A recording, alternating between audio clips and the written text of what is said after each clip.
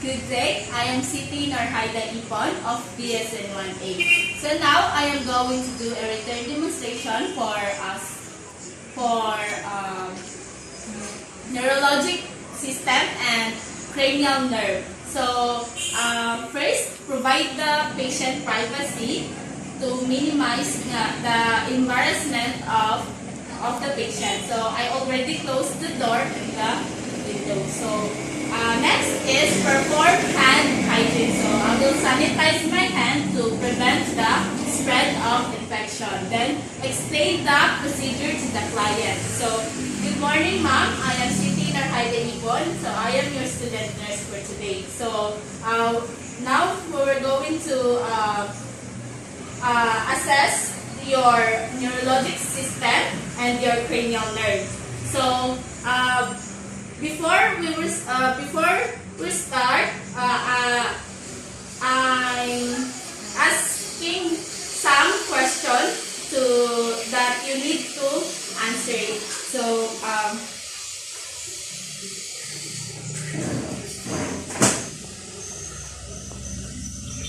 okay. So first, do you experience headache? No. Okay. So do you experience seizures, ma'am? No. Okay.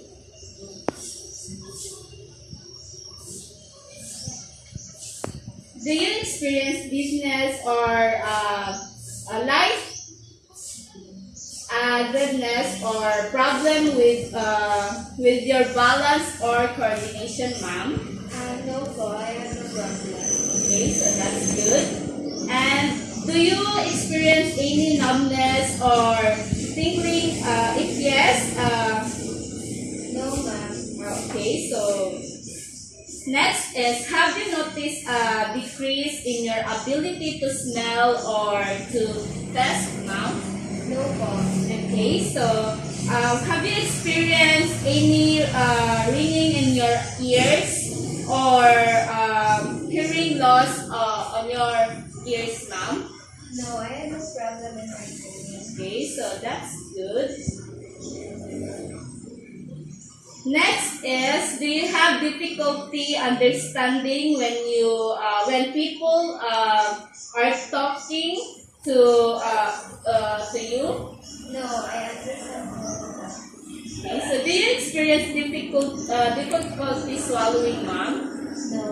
Okay, so that's good. Next is, have you lost bowel or bladder control, or do you retain urine? No. Okay, so do you have muscle weakness or any loss of movements? No. Okay. So do you experience any repetitive involuntary trembling, shaking, or other movements? I don't experience like that. Okay, so next is, do you experience any memory loss, ma'am? No. Okay, so have you ever had any type of head injury with or without loss of consciousness? No, I don't. So, okay, so in your family history, ma'am, do you have family history of high blood pressure, stroke, Alzheimer's disease, epilepsy, brain cancer, or any disease on your family? No. Okay, so in your lifestyle and health practices, ma'am, do you take any prescriptions or non-prescription medications? No, I don't take any. Okay, so do you smoke, ma'am? I know I don't smoke. Okay, so do you wear your seat belt when you're riding in vehicles? Yes. Okay, so that's good, ma'am. Okay, describe your usually daily diet, ma'am. I eat vegetables, fruits, and also rice and meat. Okay, so have you ever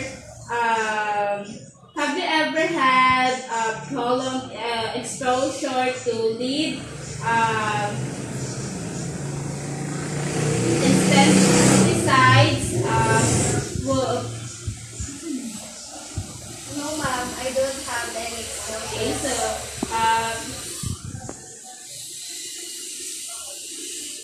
can you perform normal activities of daily living, ma'am?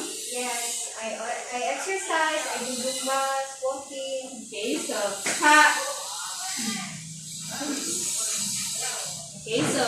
thank you for the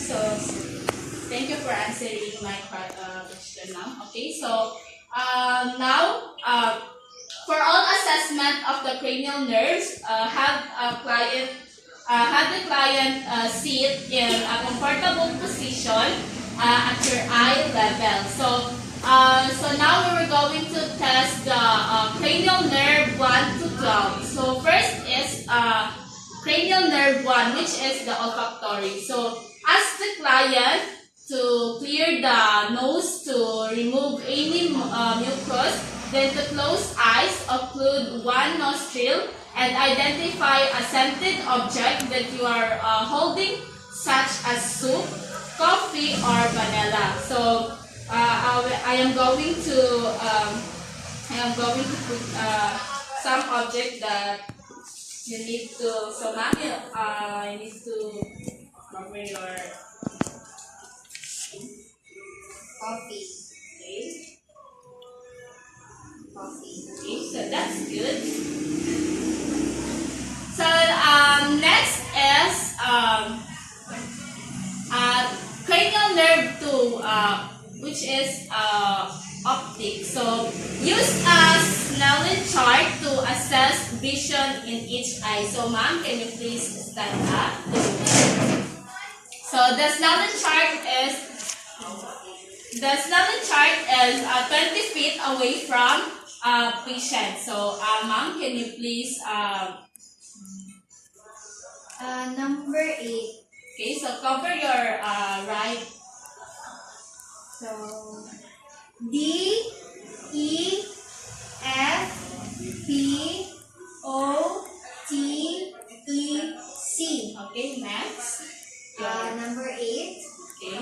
D, E, F, P, O, T, E, C. Okay, thank you, ma'am. Then next is ask the client to read newspaper or magazine paragraph to assess near vision. So I am going to give some magazine to read the Soap-scented object. okay, so thank you, ma'am.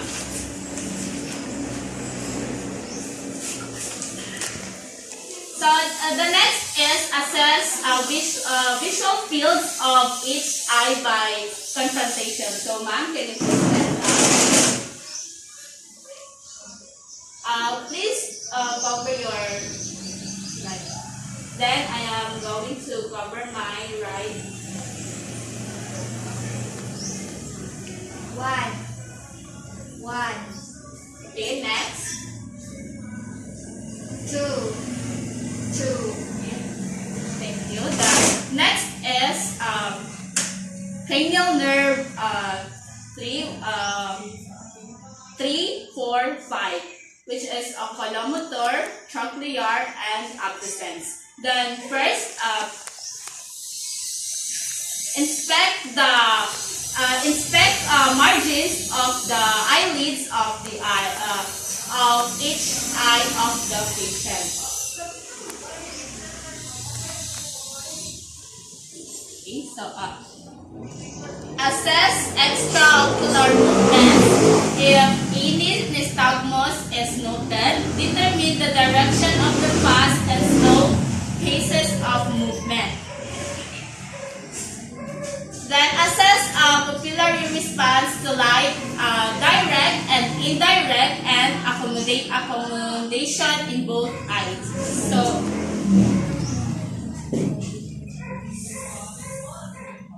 So now I am going to So now I am going to do a 6 gaze cardinal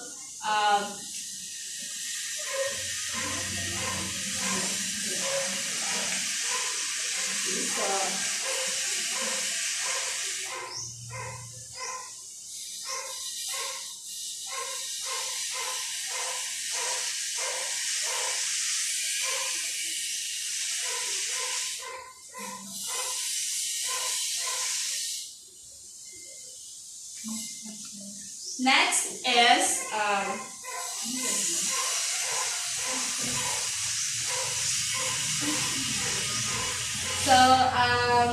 I am going to use a flashlight of the cell phone because we don't have a flashlight.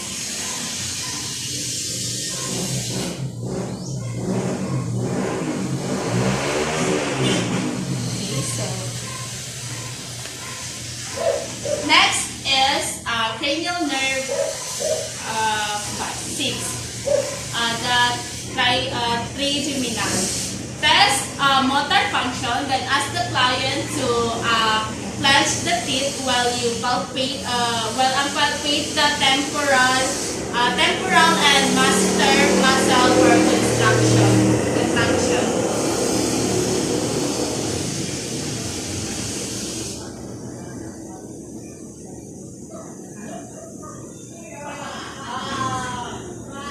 Okay, so now we're going to test the sensory function. So tell the client that I am going to touch your forehead, cheeks, and chin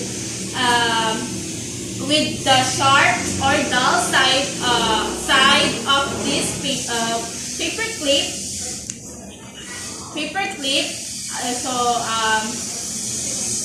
Please close your eyes and tell me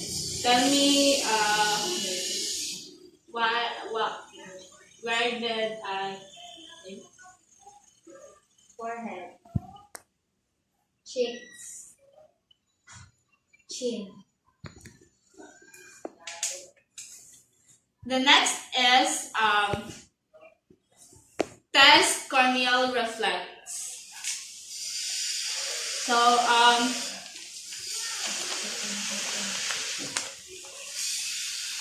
ask the client to look away and up while you light touch the cornea with fine wisp of cotton.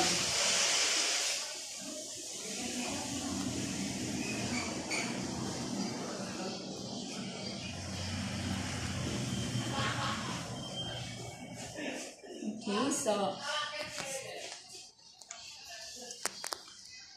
then now we're going to test the facial. So test motor function. Then ask the client to smile, frown and wrinkle forehead, show teeth, puff out cheeks,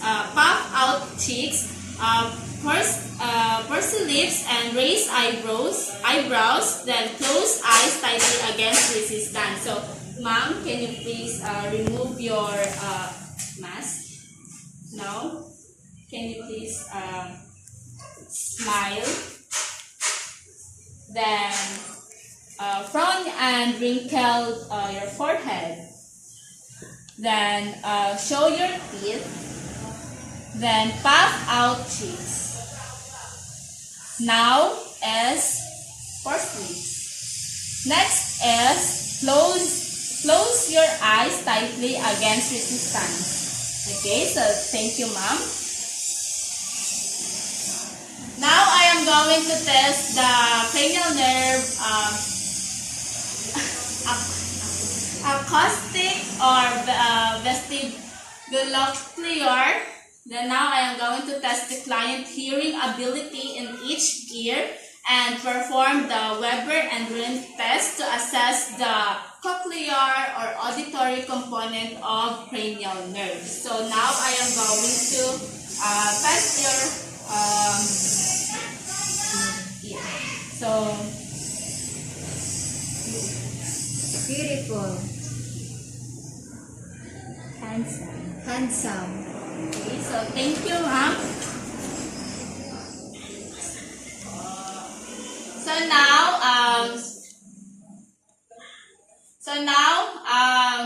we will proceed to the glossopharyngeal and vagus. So now we will test the motor function. Then ask the client to open mouth wide and say while you use tongue depressor on the client's tongue. So I am going to use the tongue depressor to test the. Can you please remove your say okay, so next is test the gag reflex by touching the posterior pharynx with the tongue depressor. So check the client's ability to swallow by giving the client a drink of water. Also note the client's voice and the quality. So now I am going to test the. Okay, so now we will proceed to the spinal accessory. Then ask the client to shrug the shoulders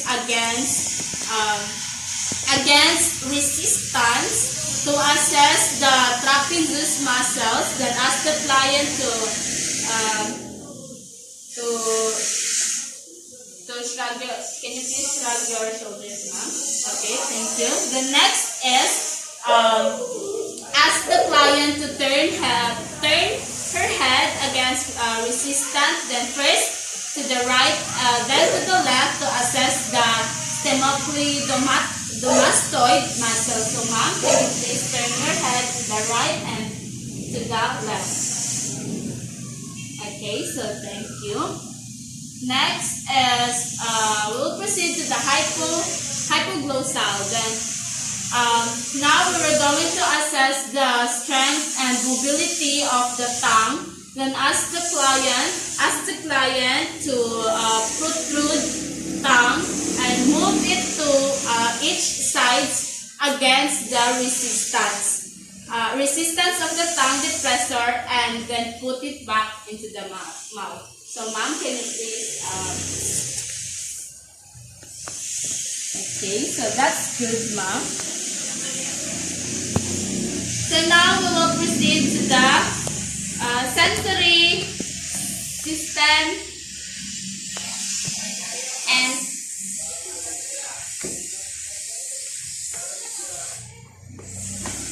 we will proceed to the sensory system. So first is light touch. So I am going to use cotton to test the. Say yes, ma'am, if you feel the cotton. Can you please close your eyes, ma'am? Yes, yes, yes, yes. Next. Yes, yes, yes, yes. Yes, yes. Yes. Yes, yes, yes. Okay, next is I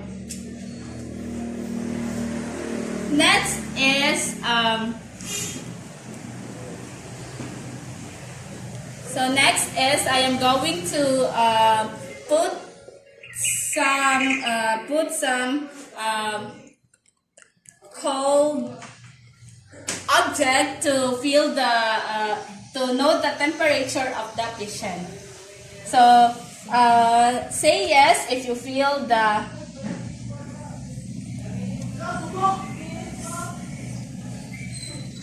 and say a cold, ma'am, if you feel the cold of the object. So can you please close your eyes? Cold, cold, cold, cold, cold, cold, cold, cold, cold, cold, cold, cold.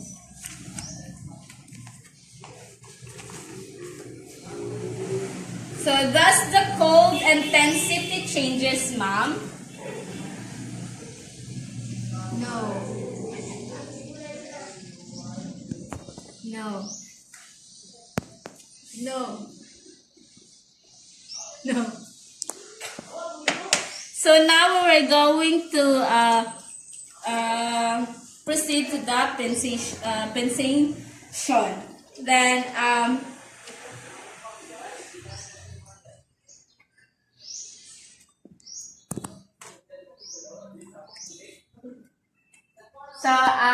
next is the sharp object. Then say yes, ma'am, if you feel the and say sharp rather if you feel the sharp object. Sharp, sharp, sharp. Sharp, sharp, sharp. Sharp, sharp, sharp. Sharp, sharp, sharp.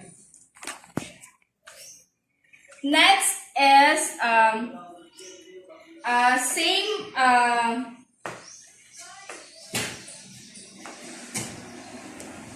next is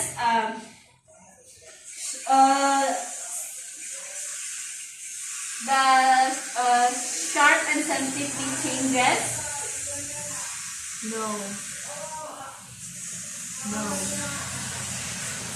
No. No.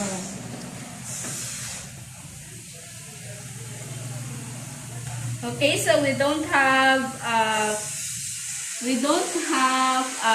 vibrating fork to use. So now we were going to assess the proprioception.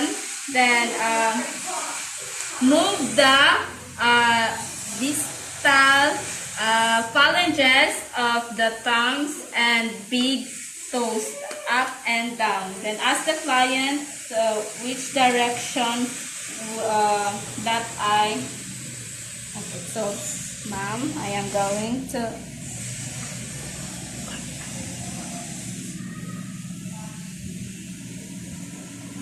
So I am going to shape Up. Down. Up. Down. Down. Up. Down. Up. Thank you. Then next is so now we will proceed to the graphic seizure. So ma'am, can you please close your eyes? Then I am going to draw some object or letter or number that so 1,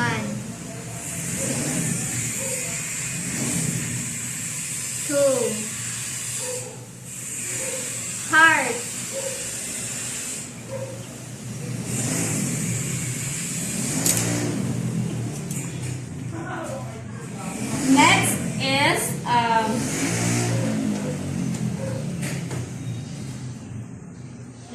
'Is assess the stereognosis, then recognize by feel the object that I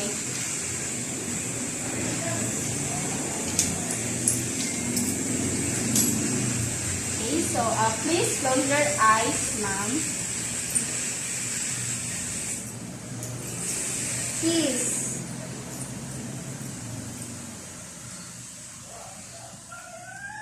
ball pen, coins, ring, Okay, thank you. Next is assess the bilateral light touch stimulation. Then, ma'am, can you please close your eyes? Then ask her where you touch her on left or right or both arms, leg. right, left, both, left, right, both. Next is assess the balance of the patient. Then squeeze together, arms in the air, then arms extended. Now can you please stand up? Okay.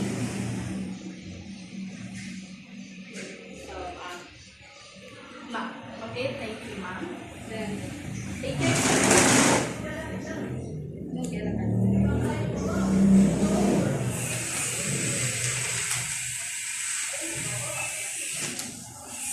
So now, we're going to assess the cerebellar system. So now, we're going to assess the gait. So observe the stance and stability of the patient. So ma'am, can you please stand up? Then, then walk normal, ma'am. Okay, so thank you. So now,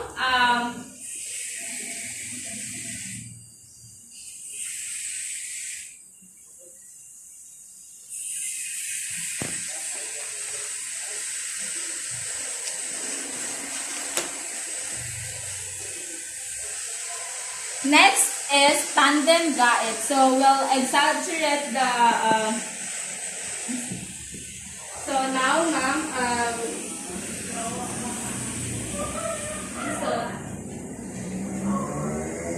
so thank you. So next is we will proceed to the Romberg test. So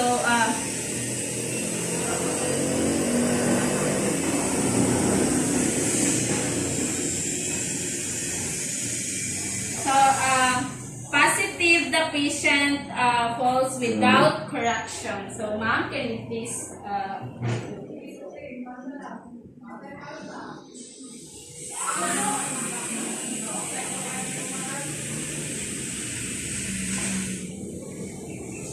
okay, so thank you.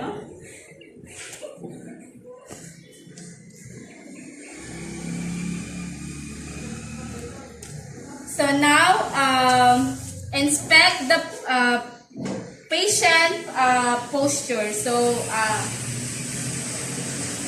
then,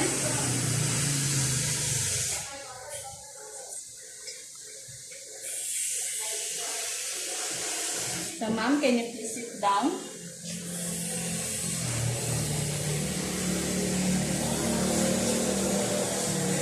I am going to assess the speech. So, ma'am, can you please repeat the word that I am going to say with you? So, Minnie Mouse. Minnie Mouse. Pen shop. Pen shop. Okay, so very good. Next is assess for nystagmus. Then follow my fingers, ma'am. Then,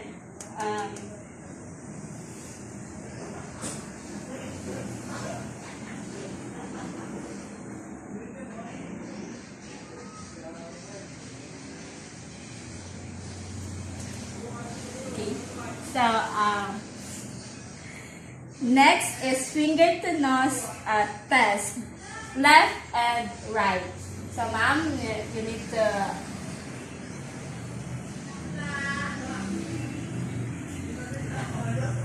Next is other side.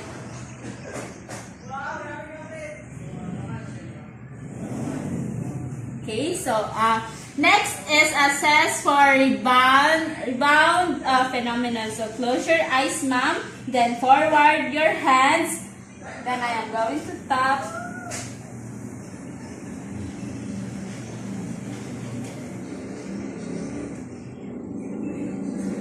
Next is assess toe. Then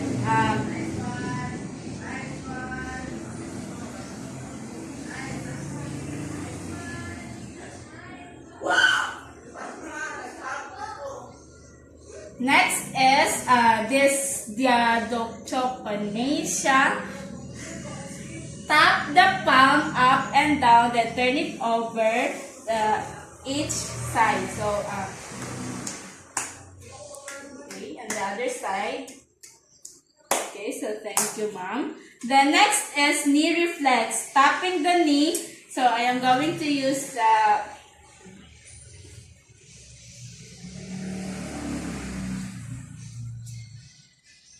okay, so next is the heel to shin test. Then heel to knee, then slide the other side. So ma'am, can you please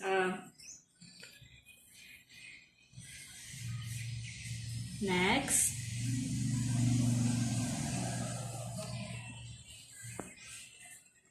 Okay, thank you, ma'am. So as I assess all the cranial nerves and the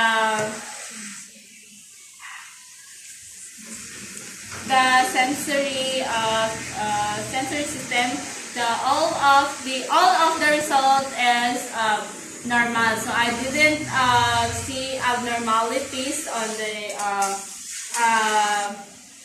the assessment. So thank you for the cooperation, ma'am. If you feel something can you please come back to me, and we're going to assess again your cranial nerves. And okay, so that's all for my return demonstration for cranial nerves and the neurologic system.